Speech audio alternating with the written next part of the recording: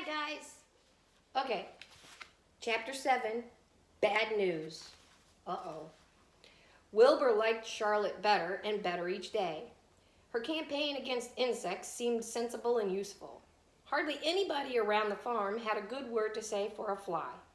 Flies spent their time pestering others. The cows hated them. The horses detested them. The sheep loathed them.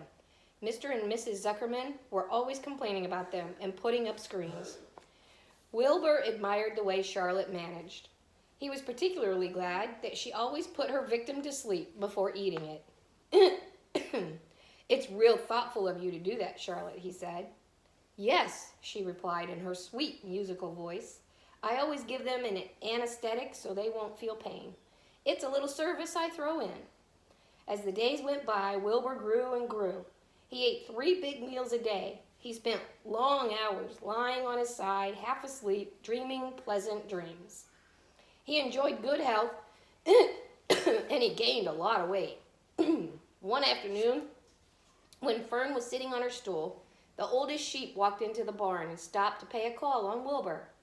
Hello, she said. Seems to me you're putting on weight. Yes, I guess I am, replied Wilbur. At my age, it's a good idea to keep gaining. Just the same, I don't envy you, said the old sheep. You know why they're fattening you up, don't you? No, said Wilbur. Well, I don't like to spread bad news, said the sheep, but they're fattening you up because they're going to kill you, that's why. They're going to what? Screamed Wilbur. Fern grew rigid on her stool. Kill you.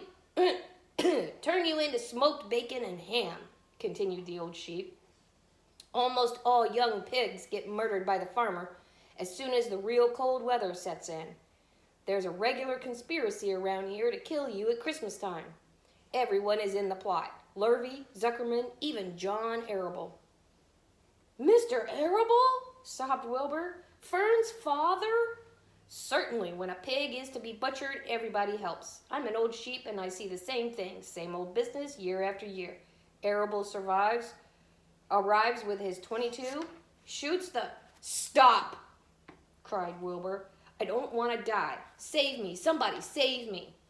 Fern was just about to jump up when a voice was heard. Be quiet, Wilbur, said Charlotte, who had been listening to this awful conversation. I can't be quiet, screamed Wilbur, racing up and down. I don't want to be killed. I don't want to die. Is it true what the old sheep says, Charlotte? Is it true? They are going to kill me when the cold weather comes? Well, said the spider, plucking thoughtfully at her web, the old sheep has been around the barn a long time. She has seen many a spring pig come and go. If she says they plan to kill you, I'm sure it's true. It's also the dirtiest trick I ever heard of. What people don't think of.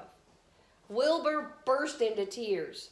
I don't want to die, he moaned. I want to stay alive right here in my comfortable manure pile with all my friends. I want to breathe the beautiful air and lie in the beautiful sun. You're certainly making a beautiful noise, snapped the old sheep. I don't want to die, screamed Wilbur, throwing himself to the ground. You shall not die, said Charlotte briskly. What? Really? Cried Wilbur. Who's going to save me? I am, said Charlotte. How? Asked Wilbur. That remains to be seen. But I am going to save you, and I want you to be quiet. I want you to quiet down immediately. You're carrying on in a childish way. Stop your crying. I can't stand hysterics. So that was chapter 7. Tomorrow, we read A Talk at Home, chapter 8.